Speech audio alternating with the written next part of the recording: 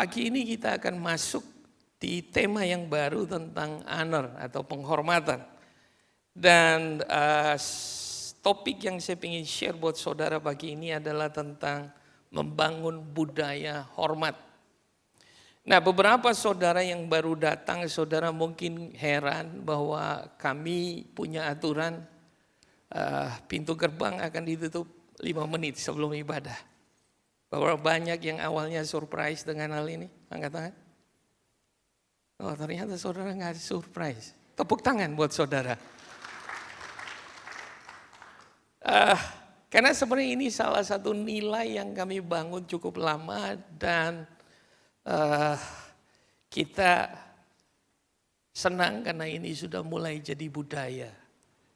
Kapan sebuah nilai itu jadi budaya? Ketika tadi itu saudara nggak kaget lagi. Sudah mulai bisa ngikutin. Itu nggak jadi masalah lagi buat saudara. Saudara kalau lihat kalau saudara ke Singapura, ke kota-kota yang maju, saudara akan lihat orang antri itu biasa. Nggak ada disuruh-suruh. Dan mereka happy to do it. Dan kalau ada orang yang melanggar, nggak perlu ditegur, cukup dilihatin aja sama sekian banyak orang. Orang itu akan malu sendiri, kecuali urat malunya sudah putus, saudara. Ya, nah itu salah satu hal yang saya ingin sampaikan pagi ini. Bahwa kenapa saudara mau datang 5 menit sebelum ibadah saudara sudah ada di sini. Karena di balik semuanya itu ada nilai yang kita pengen bangun. Yang pertama adalah saudara belajar menghormati Tuhan. Berapa banyak saudara kalau nonton bioskop, saudara nggak mau telat? Saya juga. Nonton konser, siapa yang pernah nonton konser K-pop? Konser apa saja lah, pasti saudara nggak mau telat. Anehnya kalau kita datang ibadah, nanti aja nunggu firman baru muncul.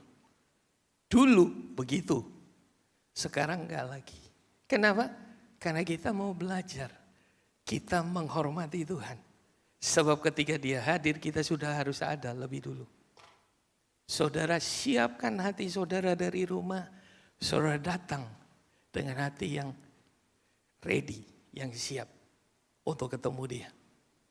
Nah, tadi pagi saya sempat share bahwa ketika kehadiran Tuhan dalam hidup kita, dalam ibadah kita, tidak serta-merta itu merubah hidup kita. Kenapa? Karena tergantung respon kita. Oke? Tuhan hadir dalam sebuah ibadah. Dia ingin ketemu semua orang. Tetapi tergantung respon setiap orang. Apakah ketika saudara datang, saudara mau, Tuhan, aku mau ketemu kamu. Aku mau ngalami sesuatu pagi ini dengan engkau. Jadi ketika saudara datang, saudara udah fokusnya itu, udah siapkan hati saudara. Ya, oke, musiknya enak, suasananya enak, tetapi itu semua hanya membantu kita pada tujuan kita yang sebenarnya. Itu setiap orang berjumpa dengan Tuhan. Karena saya percaya di inti dari ibadah adalah setiap orang mengalami perjumpaan dengan Tuhan. Itu yang membedakan orang Kristen itu akan kuat atau tidak. Apakah itu ibadah sekedar liturgi atau ibadah yang dibilang di Ibrani. Ibadah itu kalau disertai dengan sikap yang benar, maka sangat besar kuasanya. Amin. Dan yang kedua adalah kita belajar menghormati Tuhan. Kita belajar menghormati orang lain. Bayangkan kalau saudara lagi ibadah, udah lagi nyembah, lagi khusyuk. Tiba-tiba ada yang masuk, permisi, permisi. Betul? Fokus yang tadinya lagi dapat, lagi intens sama Tuhan, tiba-tiba buyar. Saya percaya kita coba membangun ini dan saya bersyukur bahwa saudara gak surprise. Sekalipun awal-awal kita lakukan ini cukup berat. Ada beberapa yang sempat nanya saya dan saya coba menjelaskan. Ini yang kita mau bangun. Bukan kita pengen sekedar tampil beda, bukan. Karena kita punya tujuannya, kita punya alasan untuk melakukan hal ini. Amin. Nah, karena itu saya ingin saudara belajar bahwa ketika saudara belajar menghormati Tuhan dan menghormati orang lain dan menghormati kepercayaan yang Tuhan beri buat saudara, saudara akan menemukan banyak hal yang saudara nggak pernah pikirkan sebelumnya. Kita lihat Matius 13 ayat 54 sampai 58. Ini cerita tentang Yesus pulang ke kampung halamannya. Dalam ayat yang ke-54 demikian bunyi firman Tuhan. Setibanya di tempat asalnya, Yesus mengajar orang-orang di situ di rumah ibadat mereka. Maka takjublah mereka dan berkata, dari mana diperolehnya hikmat itu dan kuasa untuk mengadakan mujizat-mujizat itu. Berarti dalam ayat ini mereka terpukau melihat pelayanan dan pengajaran Yesus yang penuh dengan kuasa. Nah, tetapi kekaguman mereka yang luar biasa itu berubah. Dalam ayat 55 dikatakan, bukankah ia ini anak tukang kayu? Bukankah ibunya bernama Maria dan saudara-saudaranya Yakobus, Yusuf, Simon dan Yudas? Dan bukankah saudara-saudaranya perempuan semuanya ada bersama kita? Jadi dari mana diperolehnya semuanya itu? Lalu mereka kecewa dan menolak dia. Maka Yesus berkata kepada mereka, seorang nabi dihormati di mana-mana kecuali di tempat asalnya sendiri dan di rumahnya. Dan karena ketidakpercayaan mereka tidak banyak mujizat diadakannya di situ. Ternyata rasa hormat berhubungan dengan kepercayaan. Dan kepercayaan atau iman kita itu berpengaruh pada apa yang bisa Tuhan kerjakan dalam hidup kita. Apa yang bisa kita terima itu berhubungan dengan rasa hormat kita sama Tuhan, orang lain, dan kepercayaan yang Tuhan berikan buat kita. Ya. Nah, kalau saudara baca, mereka itu awalnya kagum. Tetapi tiba-tiba mereka berubah. Sederhana kenapa? Loh, dia kan Yesus. Anaknya Yusuf. Saudaranya kita kenal. Dulu main kelereng sama-sama, main layang-layang sama-sama. Dia nggak ada bedanya sama kita. Seringkali rasa hormat kita hilang karena kedekatan kita. Nah, tadi pagi saya sampaikan ini hal yang sama, saya ulang. Kedekatan kita sebagai orang tua maupun pemimpin tidak boleh menghilangkan rasa hormat anak-anak kita atau orang-orang yang ada di bawah kita. Ada banyak orang tua hari-hari ini ingin menjadi sahabat buat anaknya. Itu hal yang baik. Tetapi kita harus punya pengertiannya. Kedekatan kita tidak boleh menggantikan atau mengubah rasa hormat mereka. Dan saya percaya anak mengerti hal ini. Seringkali kita gagal, anak kita nggak bisa hormati kita, sederhana. Karena kita nggak bisa jadi model yang baik buat mereka. Tetapi di kesempatan ini saya ingin ngomong sama saudara. Sedekat apapun saudara dengan anak, ketika dia mulai bersikap tidak hormat, saudara harus kasih tahu dia. Kenapa? Sederhana. Rasa hormat dia pada orang tua, itu dasar untuk dia belajar menghormati orang lain di luar rumah. Anak kami dari kecil kami ajarin. Kamu dengan orang yang lebih tua harus hormat. Caranya gimana? Kamu manggil orang yang lebih tua, kak, om, tante. Bukan, hey. Kalau mau minta tolong, tante, om, kak. Bukan, hey tolong ya. Saudara pikir lucu, kalau kecil lucu, gede enggak. Apalagi kalau kerja, dia manggil bosnya, hey tolong ambil ini ya. Wah, saudara tegang. Coba senyum sebelah dulu, kasih tahu dia. Aman, kasih tahu dia. Saudara, karena hal ini penting. Banyak kita menyepelekan hal ini. Cara saudara ngomong dengan orang yang lebih tua, cara saudara balas WA. Ada yang balas WA hurufnya gede semua.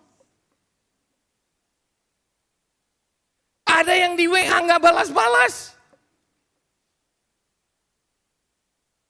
Dan lucunya dia bukan hanya lakukan itu buat teman sebayanya, dia lakukan sama orang tuanya, sama bosnya, di tempat kerja, sama pemimpin di pelayan, dia lakukan. Dia pikir semua orang sama. Ingat, mereka kehilangan kesempatan orang Nazaret. Kehilangan kesempatan, sederhana. Karena mereka nganggap biasa. Oh, udah kenal, udah tahu. Anak-anak yang masih muda, saya mau kasih tahu. Pemimpin kita nggak sempurna, orang tua kita nggak sempurna. Tapi kalau kamu mau hidupmu diberkati, nggak ada jalan lain. Hormat itu harus kamu lakukan. Pak, gimana kalau papa saya suka pukul saya? Kamu bisa nggak setuju dengan perlakuan dia. Tapi kamu harus belajar tetap untuk hormat. Susah, Pak. Memang susah. Ya. Kalau mau gampang, jangan ikut Tuhan. Amin.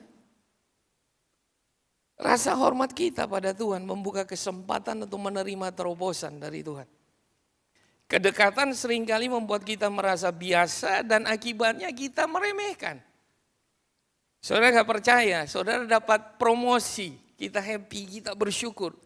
Setahun kemudian, di posisi yang sama kita mulai ngalami gesekan, tekanan. Kita mulai bilang, aduh. Dan mulai berpikir untuk keluar. Saudara lihat. Padahal untuk promosi itu saudara berdoa. Saudara datang ke gembala komsel, saudara minta pendeta berdoa. Tapi begitu Tuhan kasih itu dan saudara mulai mengalami gesekan, tekanan yang lebih besar. Saudara mulai berpikir untuk kabur. Di mana rasa hormat kita sama Tuhan atas kepercayaan yang dia beri buat kita. Bagaimana dia bisa percayakan lebih besar kalau sementara kepercayaan yang dia kasih sekarang. Saudara gak hormati dan hargai. Amin. Amin. Berapa banyak orang, maaf saya perlu ngomong ini. Kita ketika kita kesulitan pekerjaan, kita minta tolong sama orang. Tolong dong kalau ada lowongan, ada peluang. Dibantulah kita. Di sini nggak ada. Di sana sini banyak. Begitu kita diterima, kerja sebulan, 2 bulan, 3 bulan, tiba-tiba ada tawaran yang lebih menggiurkan. Apa yang terjadi? Kita tanpa mikir, kita langsung bilang resign. Saya dapat peluang yang lebih besar. Ini pasti Tuhan. No. Kenapa? Karena saya percaya Tuhan lebih mengutamakan kita untuk dibentuk, dipersiapkan untuk jadi jauh lebih dewasa daripada kita sekedar kutu loncat kemana-mana. Nanti pindah lagi di sana, ada peluang pindah lagi. Kapan saudara kayak kutu loncat? Gimana saudara bisa dibangun, dibentuk dan diproses Tuhan, dipersiapkan karakter mental, cara berpikir saudara, kalau saudara lompat-lompat kayak kutu loncat. Ketika Tuhan percayakan sama saudara sesuatu, stay di sana. Kecuali betul-betul pekerjaan itu menyita saudara tenaga, energi, bahkan sampai keluarga rumah tangga saudara berantakan.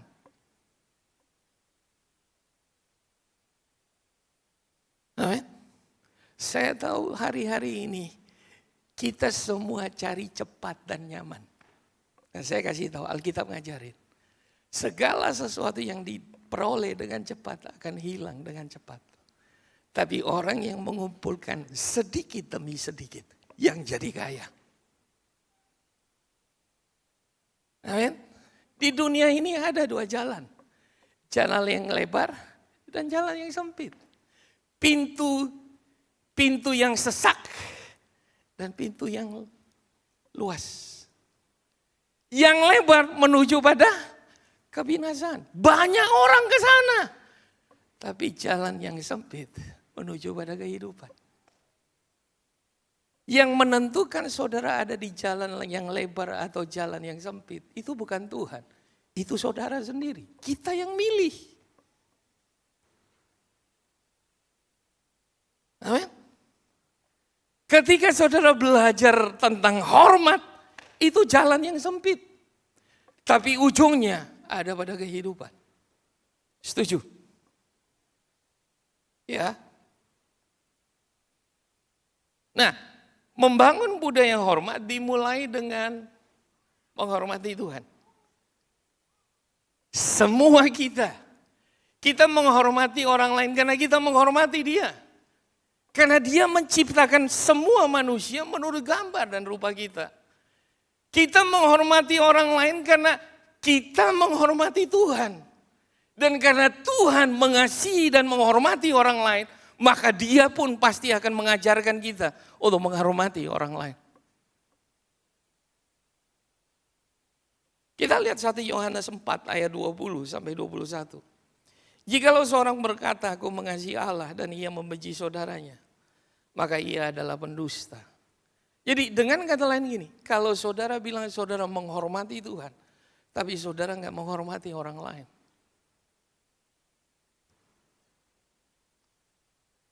Saudara bilang saudara menghormati Tuhan, tetapi saudara waktu ibadah, saudara buka HP bukan lihat Alkitab. Saudara lihat game dan sebagainya. Saudara nggak bilang menghormati Tuhan, saudara tidak menghormati orang yang melayani di depan. Sama aja. Karena barang siapa tidak mengasihi saudaranya yang dilihatnya, tidak mungkin mengasihi Allah yang tidak dilihatnya. Ya, dan perintah ini kita terima dari Dia. Barang siapa mengasihi Allah, ia harus juga mengasihi saudaranya. Jadi ini seperti dua sisi dari mata uang. Mengasihi dan menghormati. Itu seperti dua sisi mata uang. Menghormati Tuhan dan menghormati sesama. Ini berkaitan. 1 Samuel 2 ayat 30. Sebab itu demikianlah firman Tuhan Allah Israel. Sesungguhnya aku telah berjanji, keluargamu dan kaummu akan hidup di hadapanku selamanya. Tetapi sekarang demikianlah firman Tuhan. Jauhlah hal itu daripadaku, sebab siapa yang menghormati aku akan kuhormati. Tetapi siapa yang menghina aku akan dipandang rendah. Ayat ini disampaikan kepada Imam Eli yang saat itu menjadi hakim atas bangsa Israel. Kenapa Eli dianggap tidak menghormati Tuhan? Sederhana, karena dia membiarkan anak-anaknya hidup kacau balau. Sebagai orang tua kita punya tanggung jawab, sebagai pemimpin kita punya tanggung jawab. Ya, pemimpin bukan cuma atur acara, atur jadwal, apalagi instruksi. Tetapi ketika salah, saudara perlu panggil dan kasih tahu. Demikian juga orang tua. Sebab waktu engkau membiarkan orang-orang di bawahmu berbuat salah, anak-anakmu hidup kacau balau dan engkau gak menegur. Hal yang sama. Tuhan bilang sama Eli, kamu lakukan ini sama saja dengan kamu gak hormati saya. Kamu biarkan anak-anakmu hidup dalam kesalahan. Yang kedua, kita perlu belajar menghormati itu dengan tidak memandang rupa. Kita lihat Yakobus 2 ayat 1 sampai 4. Saudara-saudaraku, sebagai orang yang beriman kepada Yesus Kristus, Tuhan kita yang mulia, janganlah iman itu kamu amalkan dengan memandang muka. Sebab jika ada seorang masuk ke dalam kumpulanmu dengan memakai cincin emas dan pakaian indah, Dan datang juga seorang miskin ke situ dengan memakai pakaian buruk. Dan kamu menghormati orang yang berpakaian indah itu dan berkata kepadanya, silakan Tuhan duduk di tempat yang baik ini. Sedang kepada orang yang miskin itu kamu berkata, berdirilah di sana dan duduklah di lantai ini dekat tumpuan kakiku. Bukankah kamu telah membuat pembedaan di dalam hatimu dan bertindak sebagai hakim dengan pikiran yang jahat. Ternyata Tuhan mau kita belajar menghormati bukan karena status, bukan karena penampilan. Apa yang kelihatan. Dan seringkali kita semua bisa salah dalam menilai orang. Kalau kita hanya menilai penampilannya. Atau karena orang ini gagal hari ini, kita bilang, orang ini. Kita bisa ngomong macam-macam. Kalau orang yang lagi berhasil kita puji. Kita nggak pernah tahu orang yang gagal hari ini. Ketika dia dijamah Tuhan, dia mau belajar untuk berubah. Tuhan bisa angkat dia. Nah, saya belajar banyak hal dalam hal ini. Dalam pengembalaan saya lihat bagaimana orang-orang yang hancur Tuhan angkat. Dari orang yang tinggi hati, yang merasa hebat dan sebagainya, tiba-tiba hancur. Kita nggak pernah tahu, penilaian kita bisa salah. Nah, yang Tuhan ingin adalah kita belajar melihat dengan kacamata Tuhan. Kita menghormati bukan karena penampilan luar, status, kedudukan, tapi karena kita menghormati gambar dan rupa Tuhan yang ada pada orang itu. Ingatlah, semua orang diciptakan segambar dan serupa dengan Dia. Terlepas dengan latar belakang ekonomi, pendidikan, kondisi rumah tangga, kondisi keuangan, apapun. Kita semua berharga. Amin. Saudara, saya ini asalnya dari kampung. Kalau saudara mau cari kampung saya di peta, nggak kelihatan, saudara. Seandainya kalau orang-orang, pemimpin-pemimpin saya menilai saya hanya dari hal itu, hari ini saya nggak bisa berdiri di sini. Tapi ada orang-orang yang bisa melihat jauh dari semua keterbatasan dan kelemahan saya. Kegagalan saya, kebodohan saya. Mereka tetap bilang, you can do it. Kamu bisa. Dan saya rasa semua orang butuh hal yang sama. Apalagi ketika kita ada di titik yang paling rendah dalam hidup kita. Mudah sekali orang menilai kita. Manusia akan bilang, udah hopeless. Gak punya harapan. Tapi orang yang punya kacamata Tuhan, yang tidak menghormati dengan memandang rupa, akan bilang, no. Di dalam Yesus, kita semua adalah ciptaan baru. Yang lama sudah berlalu, sesungguhnya yang baru sudah datang. Dan saya percaya, karena saya ngalami. Amin. Anak muda, jangan biarkan orang meremehkan kamu karena latar belakangmu. Tapi belajar untuk menghormati Tuhan dan belajar untuk menghormati orang lain. Dan semua kepercayaan yang diberikan buat kamu. Dan kau akan lihat bagaimana Tuhan bisa bawa engkau dengan semua keterbatasan dan kekurangan. Dia bisa bawa engkau jauh melampaui mimpimu. Amin. Ya, jangan jadi kutu loncat di pekerjaan. Hari-hari ini kasih tahu sebelah yang muda-muda, jangan jadi kutu loncat. Di pekerjaan, di pelayanan, jangan jadi kutu loncat. Ya, loncat, udah capek nggak tahu hasilnya di mana ujungnya. Nah, saudara, contoh yang paling sederhana adalah ketika Yesus ketemu sama perempuan di sumur Yakub. Saudara ceritanya, perempuan ini datang timba air siang hari. Ada penafsiran yang berkata bahwa dia bukan perempuan baik-baik. Dan dia orang Samaria. Samaria itu kelasnya di bawah dibanding dengan orang Yahudi.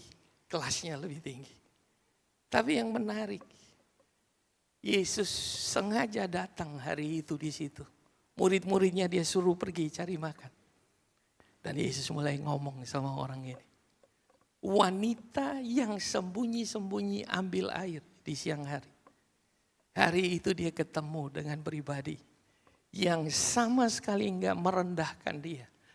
Mengasihi dia, menghargai dia. Bukan karena masa lalunya, bukan karena keadaannya, tapi dia lihat sesuatu di dalam dirinya. Tahu saudara, Tuhan mengasihi kita apapun, walaupun, bagaimanapun. Setuju? Bagaimanapun keadaanmu, dia tetap mengasihimu. Apapun latar belakangmu, oke? Dia tetap mengasihi kamu. Makanya kita pun harus punya iman yang sama. Iman walaupun proyek belum turun. Aku tetap mengasihi Tuhan, aku tetap percaya. Bagaimanapun. Ya, omset lagi turun, tetap aku sukacita. Amin. Aku tetap percaya, aku tetap bisa mengucap syukur. Dan akibatnya apa yang luar biasa? Wanita ini berjumpa sebentar. Habis itu dia pergi, dia bersaksi buat satu kampung. Satu kampung datang ketemu Yesus. Tahukah saudara, kadang-kadang orang yang kita nggak nganggap, justru disitulah orang kuncinya. Saya belajar lewat banyak pengalaman tentang hal ini. Kadang-kadang kita pikir orang yang hebat, pinter ngomong, skillful. Ternyata enggak, bukan orangnya. Tapi orang yang sederhana. Yang ketika dia ketemu Tuhan, dia ngerti siapa dia. Dan dia tahu apa yang Tuhan sudah investasikan dalam hidupnya. Dan dia mulai keluarkan itu dalam semua yang dia kerjakan. Dia belajar menghormati Tuhan. Dia belajar menghormati orang lain. Dan dia belajar menghormati kepercayaan yang Tuhan beri dalam hidupnya. Setuju? Apakah ini sulit buat saudara? Memberi penghormatan kepada seseorang, terutama ketika mereka tidak layak menerimanya. Disitulah kesempatan di mana kita membuka pintu hati kita supaya belas kasihan Tuhan itu masuk. Sehingga kita dapat melihat mereka seperti apa yang Tuhan lihat. Saudara nggak bisa lihat orang lain punya kebaikan di tengah-tengah kegagalannya. Kecuali Tuhan yang mengubah cara pandang saudara. Karena Tuhan ngomong sama Samuel, manusia itu melihat rupa. Tapi aku Tuhan melihat jauh ke dalam hati. Amin. Dan saya percaya di tempat ini Tuhan sedang mencari orang-orang yang seperti itu. Ya.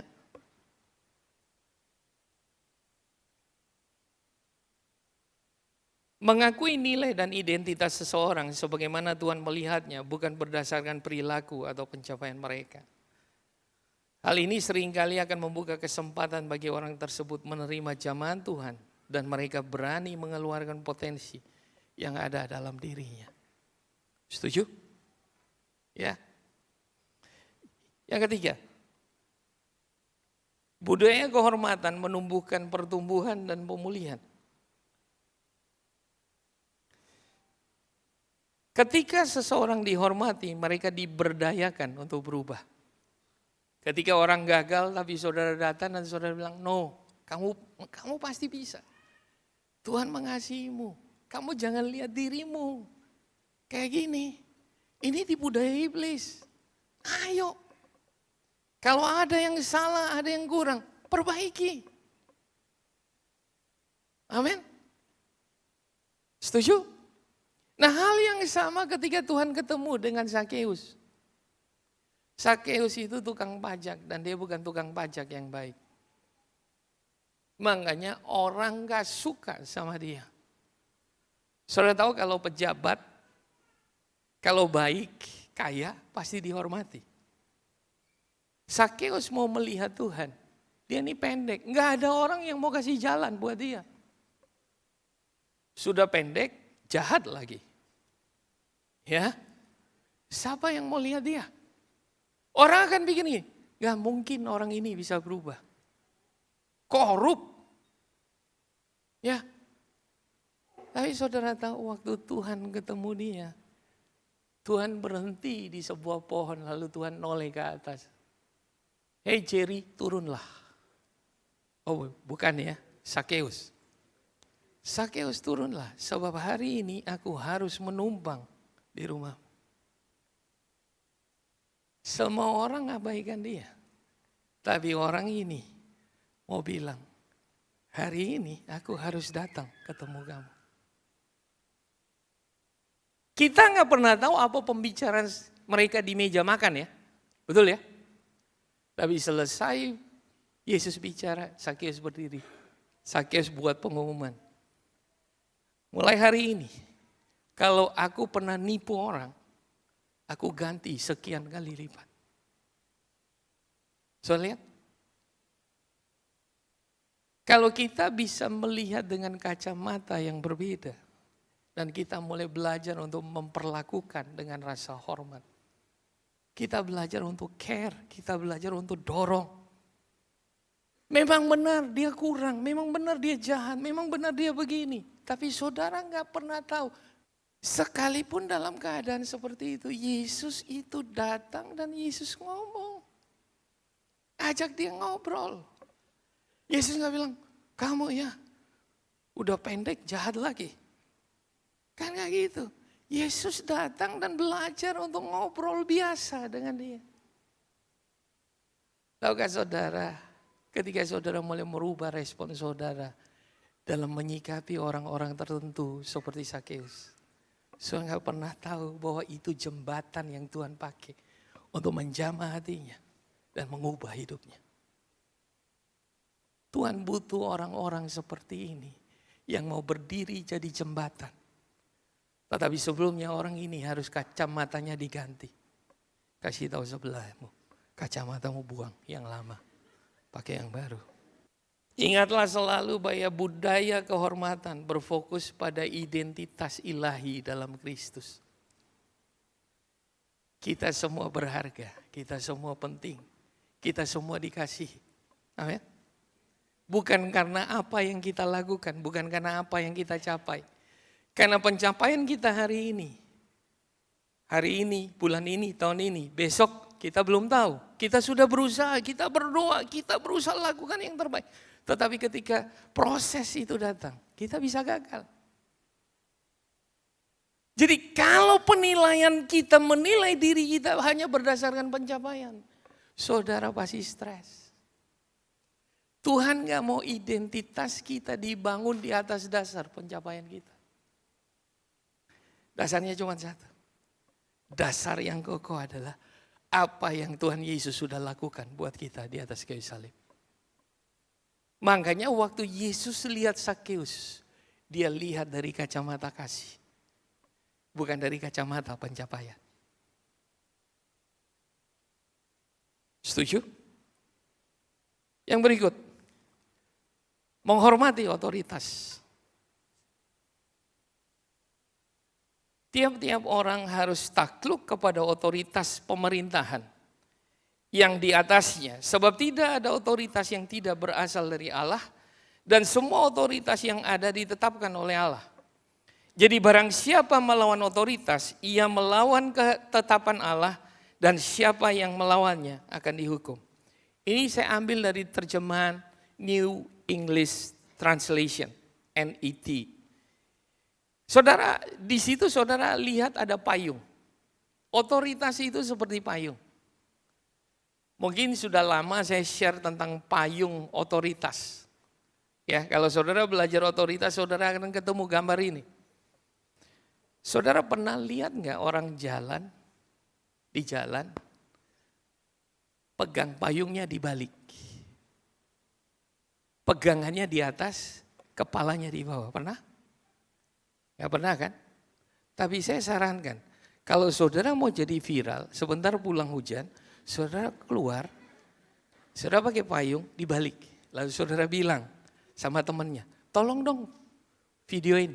Lalu saudara posting. Gak lama kemudian, saudara akan dapat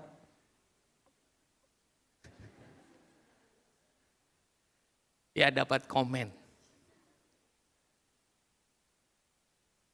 Nah, saya percaya gini. Kita semua secara logika, kita nggak akan lakukan ini kalau hujan. Nah, otoritas itu seperti payung yang melindungi kita dari hujan dan panas. Tetapi seringkali secara rohani kita pegang payung kita terbalik. Tahukah saudara, orang yang tidak menghormati otoritas, dia sedang nggak punya payung di atas kepalanya. Dan paling mudah diserang oleh musuh kita. Banyak orang mudah disesatkan oleh nasihat-nasihat yang salah. Oleh pengajaran-pengajaran yang salah. Kenapa? Sederhana. Mereka nggak punya payung. Atau mereka punya payung, mereka nggak mau belajar untuk menghormati dan menghargai. Mereka hanya mau dengar kalau yang diomongkan itu cocok dengan keinginan mereka. Saya pernah jadi anak, saya pernah jadi bawahan. Kita paling gak suka kalau yang diomongkan itu sesuatu yang memang kita gak suka. Tapi kita paling suka kalau dikasih tahu sesuatu yang kita suka. Betul gak? Semua begitu kan? Tetapi seringkali Tuhan pakai otoritas di atas kita untuk kasih tahu kita mendengar hal-hal yang kita nggak suka. Tahukah saudara, di saat itulah dia sedang jadi payung buat saudara. Ketika engkau lagi bangun hubungan dengan seseorang dan engkau benar-benar lagi falling in love. Lalu orang tuamu tahu dan dia kasih tahu. Hei, Nyong, salah, itu beda agama.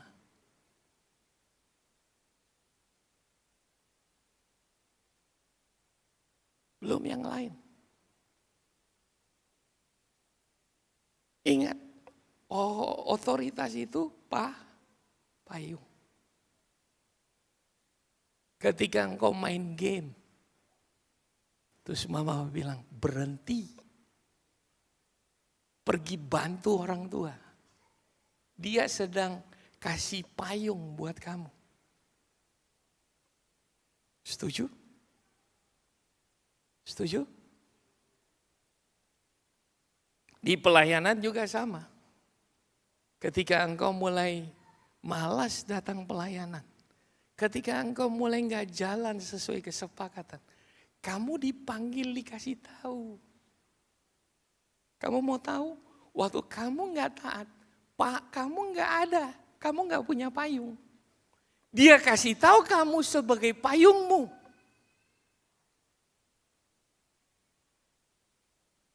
Karena kalau kamu lakukan hal tersebut, one day semua kepercayaan yang kamu terima itu diambil oleh Tuhan.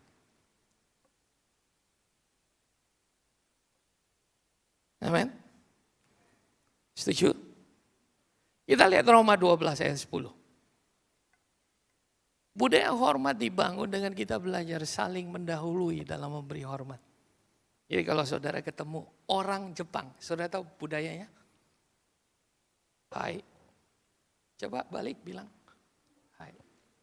Itu bentuk hormat. Ya. Roma 12 ayat 10, hendaklah kamu saling mengasihi sebagai saudara dan saling mendahului dalam memberi hormat. Kenapa kita disuruh mendahului?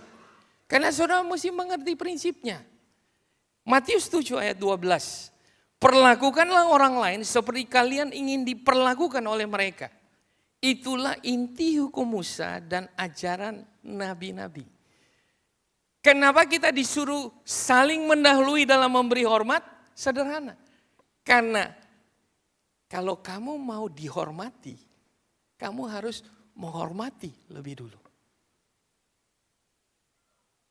Saya ulangi, Kenapa kita perlu belajar saling mendahului dalam memberi hormat? Karena kalau saudara pengen dihormati, saudara harus belajar menghormati orang lebih dulu. Pemimpin yang mau dihormati, dia harus belajar menghormati bawahannya lebih dulu. Bawahan yang ingin dihormati sama pemimpinnya, dia harus belajar menghormati pemimpinnya lebih dulu. Orang tua yang ingin anaknya hormati dia perlu belajar hormati anaknya lebih dulu. Anak yang pengen diterima dan dihormati oleh orang tuanya, diperlakukan dengan dewasa oleh orang tuanya, sederhana. Dia harus lakukan dulu buat orang tuanya.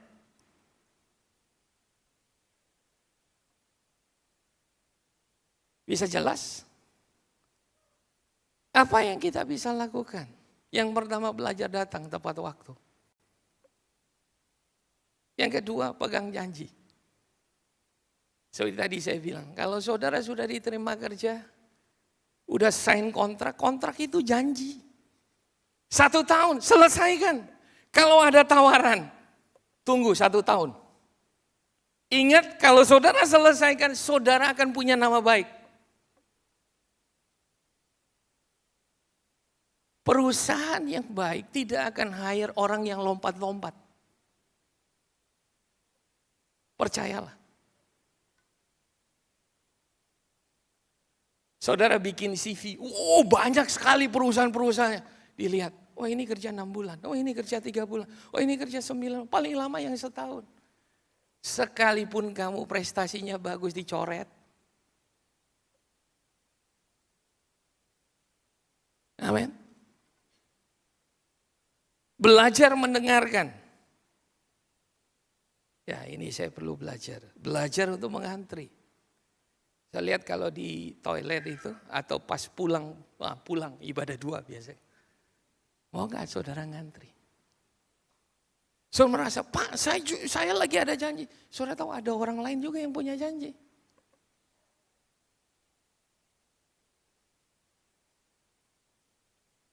Kalaupun saudara mau lebih dulu, saudara izin kasih tahu. Sorry ya, saya mungkin harus duluan karena begini-begini.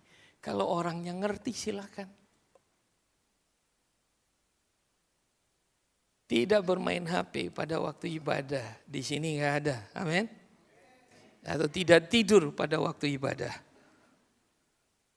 Menghargai hak pribadi orang lain. Saya sering kali ketemu. Saudara pernah ketemu enggak? Kita parkir, jebret. Tiba-tiba ada yang parkir di belakangnya kita.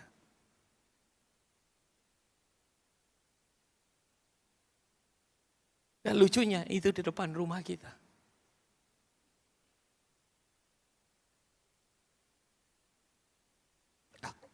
Nggak tahu, saya pernah ketemu.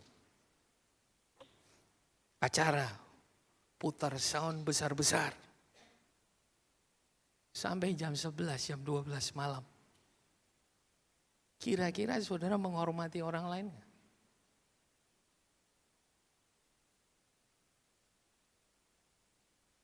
Kita happy Pak. Iya seneng. Kumpul rame. Ngobrol ketawa besar-besar. Jam 12 malam.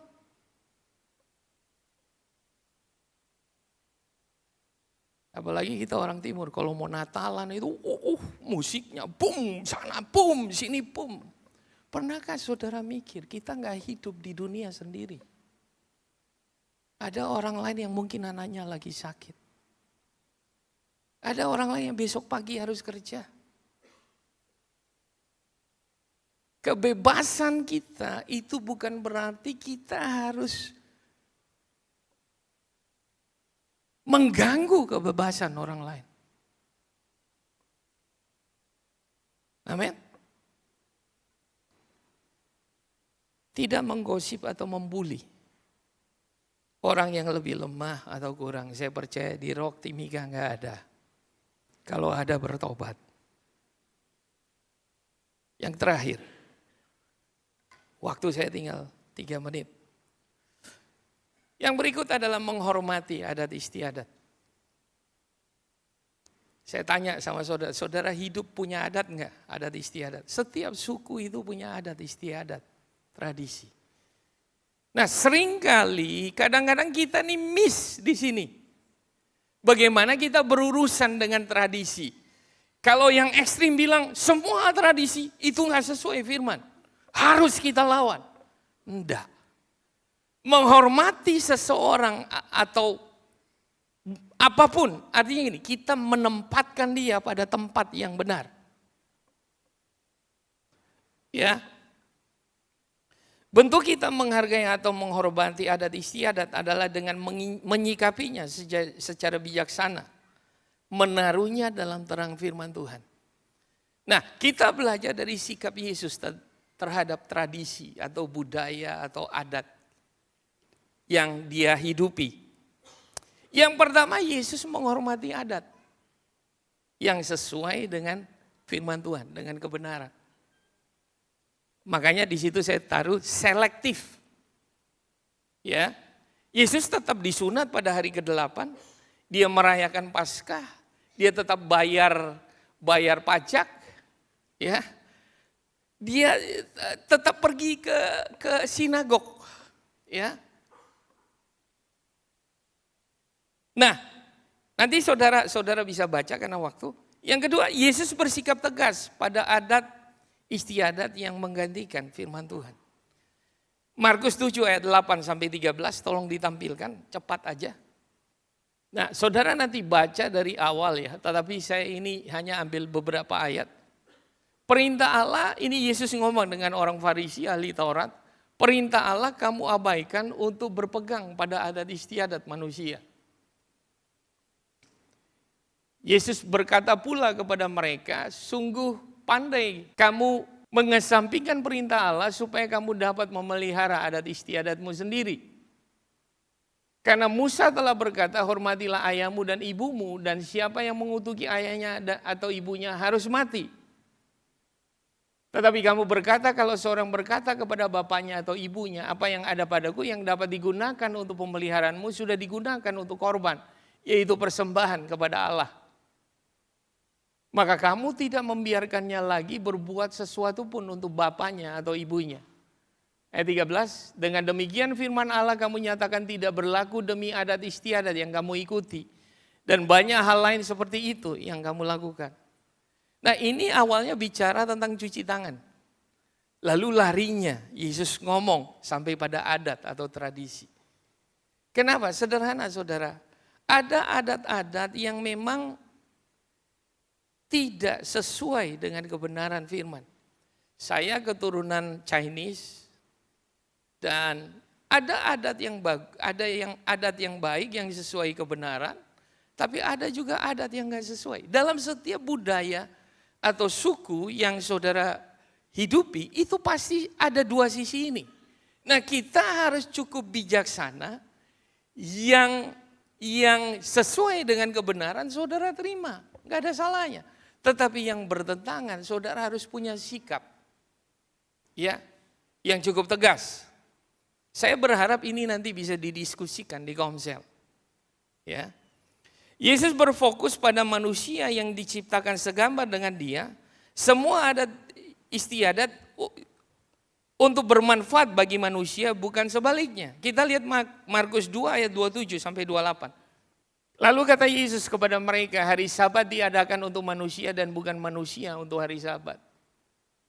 Jadi anak manusia adalah juga Tuhan pada hari Sabat. Nah saudara baca perikop itu menarik.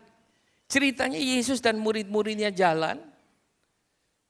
Di tengah perjalanan itu mereka lapar dan mereka lewat kebun gandum. Ladang gandum. Lalu murid-muridnya ambil gandum itu dikupas pakai tangan. Lalu mereka makan. Ketika orang-orang yang lain, orang-orang Farisi, ahli Taurat lihat, mereka komplain. Kenapa ini hari Sabat? Nah, prinsip di ayat 27, coba dibaca, saudara perhatikan baik-baik, ini menarik.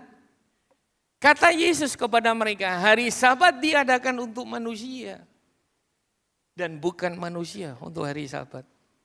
Dengan kata lain, Semua tradisi yang ada, adat istiadat itu ada untuk membangun manusia, untuk menolong manusia. Amin. Bukan untuk menyusahkan kita. Sudah mulai dapat clue-nya.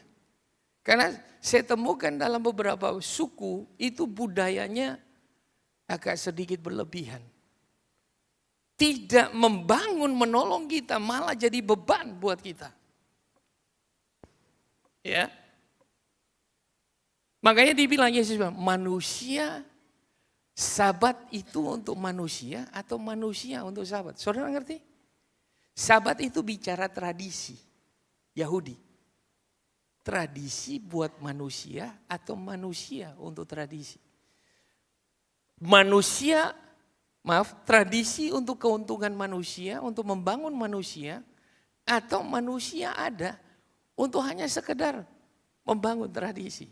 Nah ini yang kita perlu dewasa. Setuju? Ya. Lalu yang terakhir. Respon yang benar terhadap budaya.